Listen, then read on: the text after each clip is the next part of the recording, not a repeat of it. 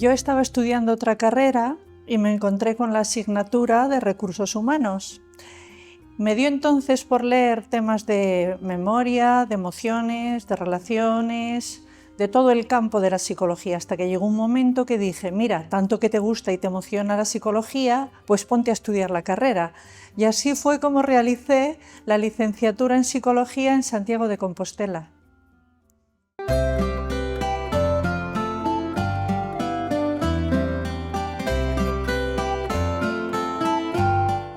De la experiencia que tuve en el hospital y en el quirófano, era de siempre, pretendía tener una buena cohesión con el personal, con las enfermerías, con los celadores, que todos trabajásemos de una manera distendida para tener que hubiese un buen ambiente en el quirófano.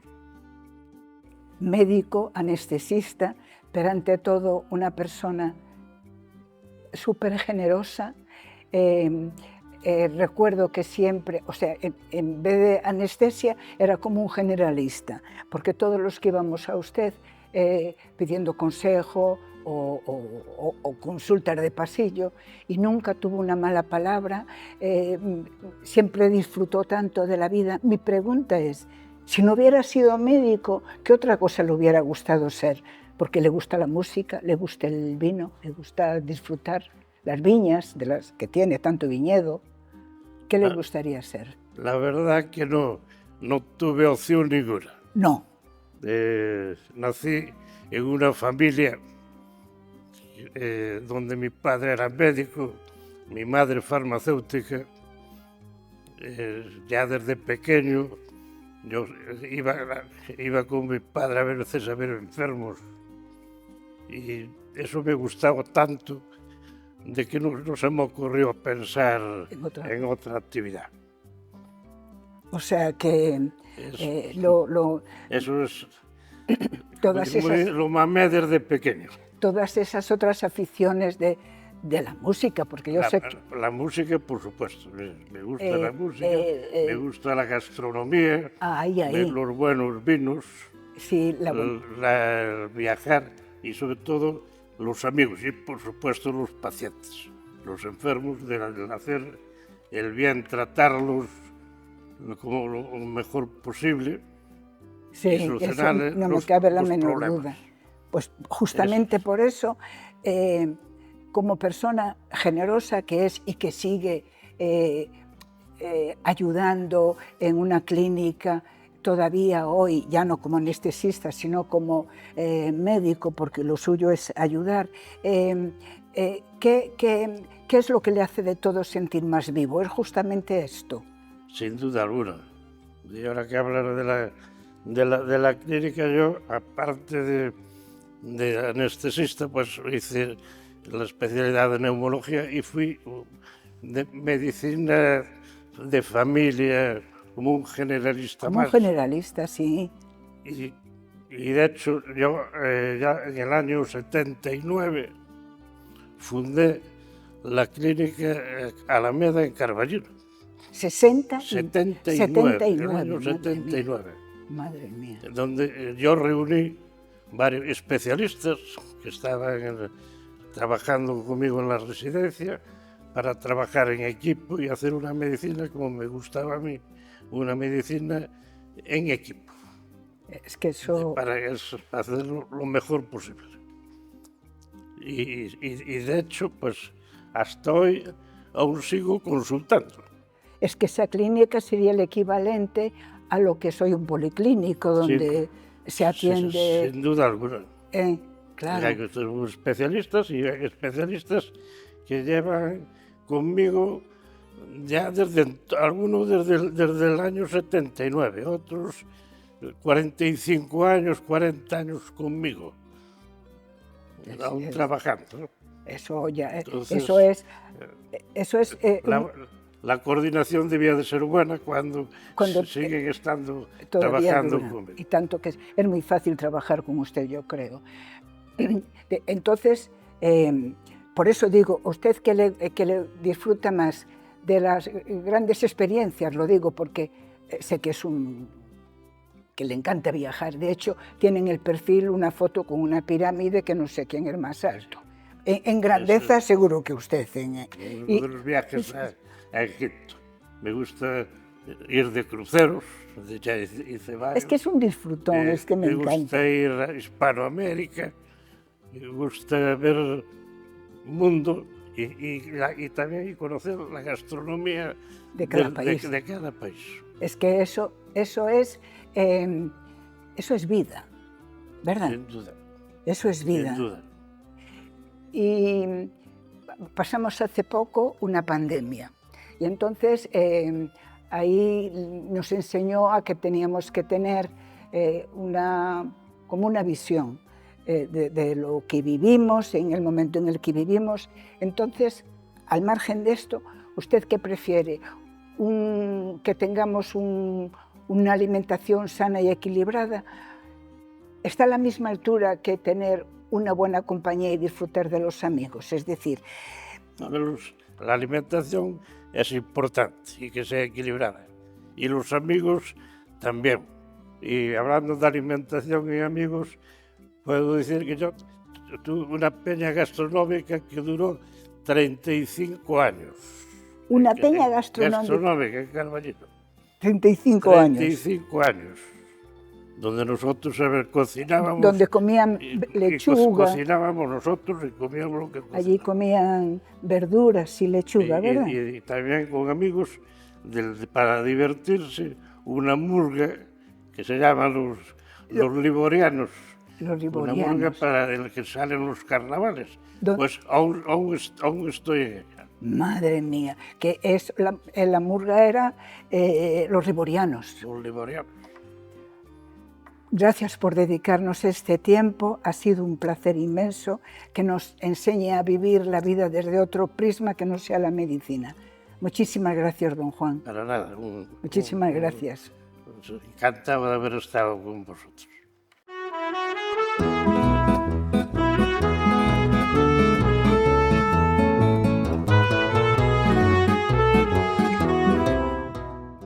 Ola, boas. A continuación imos falar de outro tema moi controvertido hoxe en día, que son o tema das compras por internet. Seguramente a maioría coñeza o Amazon, por exemplo, ou Wallapop, AliExpress, Temu, Shein, que está moi de moda. Senón non pasa nada. Vale. Sucede que comprar hoxe por internet é algo moi habitual, pero aínda así hai moita xente que desconfía, porque isto é normal. Vale, hai moitas dúbidas e as dúbidas xeneran desconfianza. Entón, imos intentar solucionar algunha desas dúbidas neste vídeo, no cual imos tratar cousas como que é mercar por internet, que vantaxes e que riscos teñen, o impacto social, ambiental, económico que teñen, e, por último, vou dar unha pinceladiña aos distintos métodos de pago. Entón, que vantaxes teñen este tipo de compras? Vale. A primeira, que eu penso que podería resumir todo, é comodidade, non? Por qué? Porque podo comprar algo, podo mercar algo a calquera hora, non teño a restricción horaria laboral habitual, podo mercar dende casa, e isto é ideal sobre todo para xente, para persoas con mobilidade reducida ou, por exemplo, persoas que viven lonxe dunha tenda ou dunha grande superficie e que ademais podo mercar algo e vouno recibir na porta de casa. Isto incrementa moito a nosa calidade de vida. Por outra banda, podemos comparar precios facilmente, acceder a ofertas, hai millóns de ofertas, co cual isto ten o seu conseguinte aforro. Hai unha amplia variedade de produtos, incluso produtos de fora, que antes era imposible acceder a eles. Moi importante hoxe en día é o tema da opinión social. Hoxe en día o tema de mercar ten un matiz social moi grande, moi forte. Por qué? Porque a hora de comprar ou de ir a un sitio, mercar algo, vai importar moitísimo o peso da opinión da xente. Podemos recurrir á opinión da xente para saber se un sitio é seguro ou non, se os produtos son bons ou non. Entón, isto é algo que antes non sucedía. Todos son ventaxas, pero tamén teñen riscos e hai algunhas precaucións que temos que tomar, como, por exemplo, o tema das estafas ou as páxinas falsas. que a veces fanse pasar por as páxinas oficiais e non o son. Por eso a recomendación é que mercar só en sitios de confianza e que teñan boa reputación. Aí, por exemplo, tamén o tema da sociedade, non? Que podemos opinar agora. Outro caso, por exemplo, o tema dos datos persoais e os datos bancarios.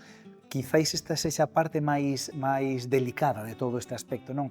Entón, aquí sí que vou dar unha pequena recomendación, que ainda que é un pouco técnica, é moi sinxela de ver, e é, cando estamos mercando algo e vamos pagar, fixémonos arriba de todo, na barriña onde aparece a dirección da páxina web, ten que comezar por HTTPS, esa S de seguridade. Se non ten esa S, fora, aí non compremos, non paguemos por aí. Por outra banda, temos o tema da problemática cos envíos e cas devolucións. Por que? A veces pode que non nos chegue o produto, ou chegue erróneo, ou chegue deteriorado. Entón temos que iniciar un proceso de devolución. A veces temos que encargarnos nós dos gastos de envío, pero bueno, isto xeneralmente, se vamos a sitios de confianza, non deberíamos ter problema cas devolucións. Pero se vamos a sitios descoñecidos que a veces nos venden cousas moi baratas, cousa que digo, escapar de aí, vale, eso podemos ter problemas, podemos quedar sin o produto e incluso sin os cuartos, non? Que outra problemática hai que sí que está moi vinculada ao tema das compras por internet é o tema das compras compulsivas e as compras impulsivas. As primeiras, as compras compulsivas, son aquelas que ten xa un carácter patolóxico. Son aquelas que ofrecen satisfacción polo mero feito de comprar. Estou mercando algo, acabo, preciso comprar algo máis para sentirme eu satisfeito ou satisfeita. Vale, isto produce adicción, vale? Esta adicción ás compras. Non confundir cas compras impulsivas, que son esas que son as non planificadas, como por exemplo a veces, cantas veces, de sair unha oferta, aí, vou no coller, inda que non me faga falta agora, pero é polo mero feito de coller algo que non tiña planificado, non? Actúo por impulso, por iso é impulsiva. Ben, de todo o que vemos, ademais, estas compras por internet tiveron un forte impacto económico, pero un forte impacto económico a nivel mundial, para ben e para mal. Para ben e para mal, porque, por exemplo, unha pequena empresa ou un artesán a día de hoxe pode vender a todo o mundo, eso antes era impensable. O sea, alguén dende a súa casa facendo artesanía pode chegar a outra punta do planeta. Por outra banda, temos as grandes plataformas, como por exemplo Amazon. Que pasa? Que estas monopolizan todas as vendas. Entón, isto o que fai é caer o noso xa deteriorado comercio local.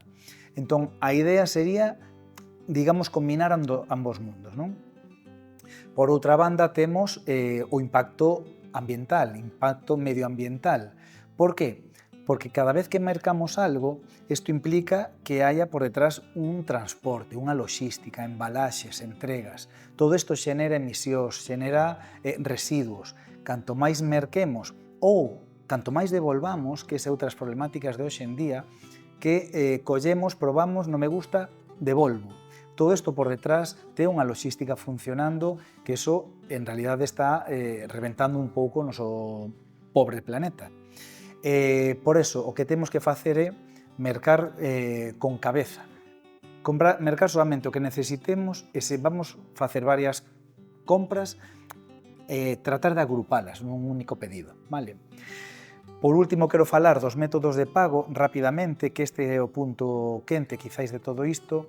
Hoxe en día os máis empregados son o método contra reembolso, que este en realidade xa está prácticamente en desuso, transferencias bancarias, eu esta non a recomendo porque fa unha transferencia e logo podo recibir ou non o produto, e as tres que máis me gustan son unha moi nova que é o Bizum, e sobre todo as dúas últimas, a tarxeta bancaria e PayPal. A tarxeta bancaria podemos solicitar ao noso banco unha tarxeta virtual, unha tarxeta na que soamente metamos os cuartos que imos gastar en internet. Así, se non la interceptan, soamente van levar o que había aí metido.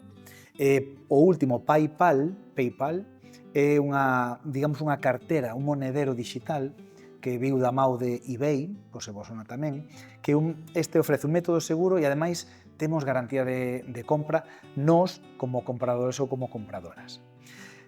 E xa para ir rematando, vou facer un pequeno resumo, no que vou dicir que mercar por internet aporta comodidade sobre todo, aforro moitísimas veces e sobre todo un acceso a un catálogo prácticamente ilimitado de produtos.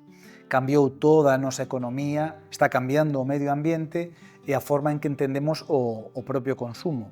Entón, como sempre, desfrutemos das súas vantaxes, pero con cabeciña e responsabilidade. E, por favor, non nos esquezamos do comercio local, vale? Da economía local, de proximidade e de temporada. Vale? Un saudiño, ata outra.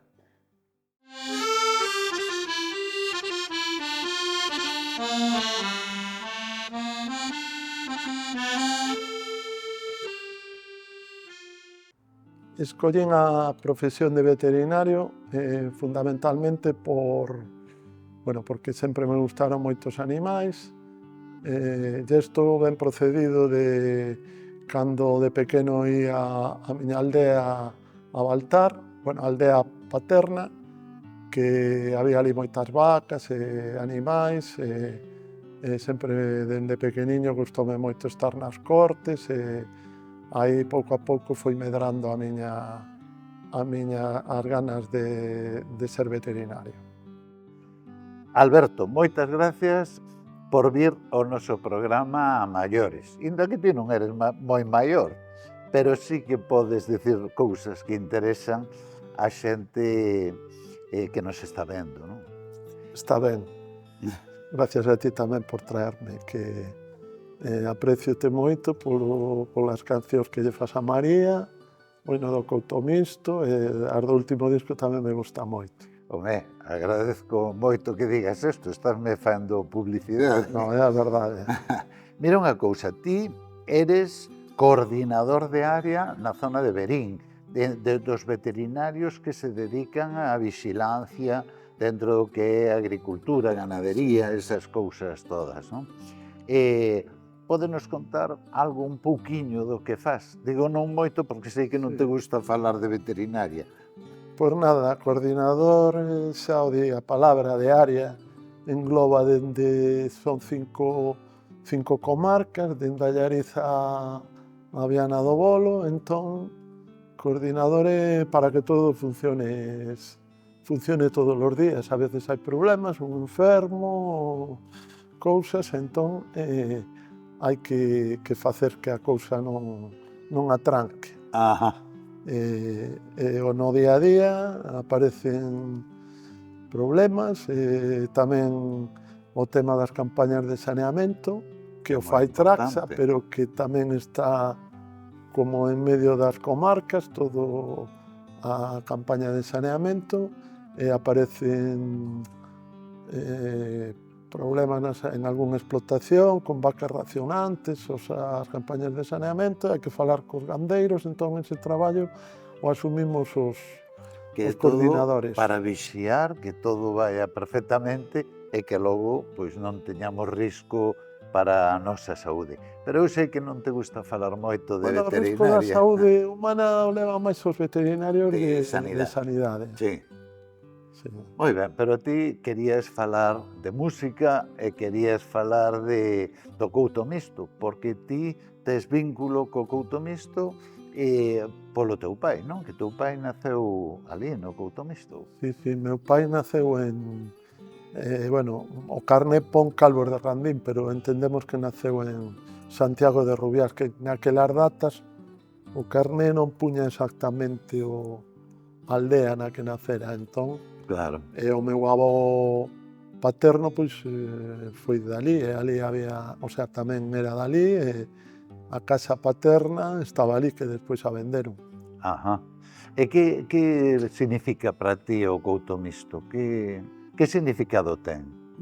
Para nós, te digo, meu pai cando iba ao Couto Misto sempre choraba, que cando íbamos ali de visita quería ir e choraba, que para nós é unha cousa que eu cada vez que vou ao día do Couto Misto, a emoción é moi grande. Claro. Porque, claro, meu pai naceu en Santiago, a miña avoa paterna de Baltar tamén. Que tamén forma parte do Couto Misto. Claro, por Meaus.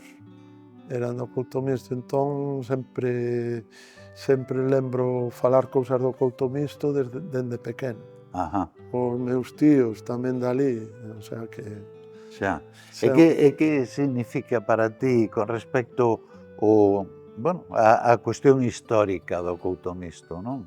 sí. Esa... Bueno, pois o couto mixto, todos os que levamos tempo indo e tal, pois no fondo a liberdade, no? Tamén, Sí. aí está no fondo de esa maneira tan peculiar de elexir aos gobernantes que había ali, non?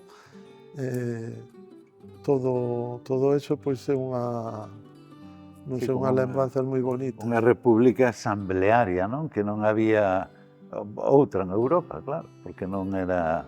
Non sei, eu polo menos non sei quanto será, pero de 2 a 4 bisavós deberon de nacer, en tempo da escisión ou da perda do couto mixto como república. Ajá. Sí.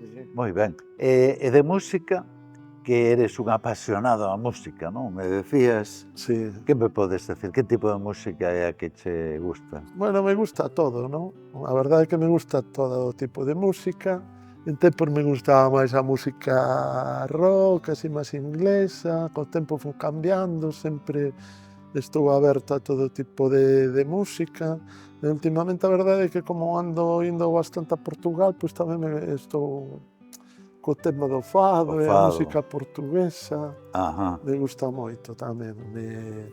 Pero en xeral gusto de todas as músicas, non sei, xa che digo, antes iba a moitos concertos, pero ahora me gusta máis así como que fomos outro día en Maceda con Sí. María, así máis íntimos, sabes? Sí, Os concertos así tan masificados non me gustan tanto ahora.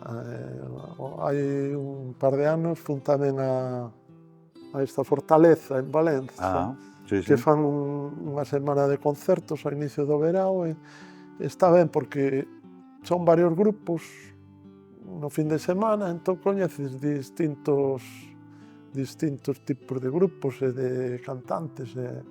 No primeiro ano gustárame bastante, fora Gal Costa, despois fora un chico este que se chama Zambuxo, non sei se é de Évora, Sí. Antonio Zambuxo, me parece. Sí, non me coñezo. Gisela Joao, a fadista esa, gustárame bastante. Gustoume moito ese festival o primeiro ano. Agora parece que xa, en vez de levar varias persoas, levan menos. E concentraron, no último ano, en un día só. Entón, me gustaba máis a fórmula de antes, que eran todo o fin de semana, o venres, o sábado e o domingo.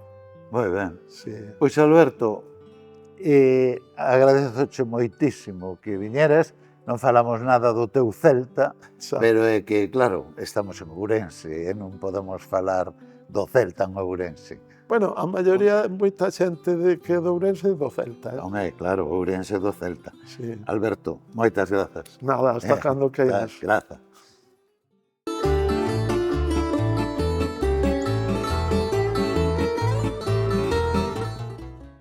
En el transcurso de la terapia psicológica, en muchas ocasiones, también suelen venir con algún familiar acompañando, pues alguna sobrina, hija, hermano, hermana, y les viene muy bien también para compartir después esto que hablamos en la terapia, compartirlo para que sean también un poco los entrenadores del abuelete en casa, para que les ayuden. Oye, recuerda que te dijo la psicóloga que aquí tienes que jugar todos los días un rato al parchís, o tienes que hacer estos encuentros de gimnasia, o tienes que salir a caminar por el bosque, que dicen que caminar por el bosque pues tiene unos terpenos, se llaman, unas sustancias para el cerebro que también contribuyen a la salud mental y a la juventud. O sea que tener en cuenta que es una suma, es un sumatorio de todos los factores físicos, de actividad y mentales y emocionales que sirven para contribuir a mantener esa vida pues con más con más calidad en una palabra, y sobre todo que la persona tenga un mundo también de vejez, no estarle dando vueltas a las crisis o dramas que pasó en su vida, sino tenerla ocupada con aspectos constructivos. Y como dicen nuestros sabios, el doctor María Alonso Puig, toda esta gente que dicen, cuidado poner en la mente ideas negativas, de ninguna manera, porque dicen que lo que se pone en mente durante mucho tiempo luego se atrae. Con lo cual, cuando la gente, nuestros mayores, empiezan a poner en su mente aspectos negativos y mucho drama, ¿qué les va a venir? Pues más desgracias y más drama. Por eso muchas veces cuando nuestros mayores han aprendido en consulta a ser más optimistas, más positivos, a tener en mente pues pensamientos constructivos de alguna manera, pues tienen luego más fuerza, más vitalidad y tienen más entusiasmo y motivación pues para muchos otros aspectos de la vida. Con lo cual vamos a hacer esta pequeña inflexión. Por favor, no poner basura en nuestra preciosa mente. O sea que esto hay que tenerlo muy en cuenta. Lo negativo atrae lo negativo, así que hay que apuntarse sí o sí al optimismo, la motivación, las buenas vibras. O sea que esto realmente la gente lo entiende, y nuestros mayores más, que son sabios de la vida.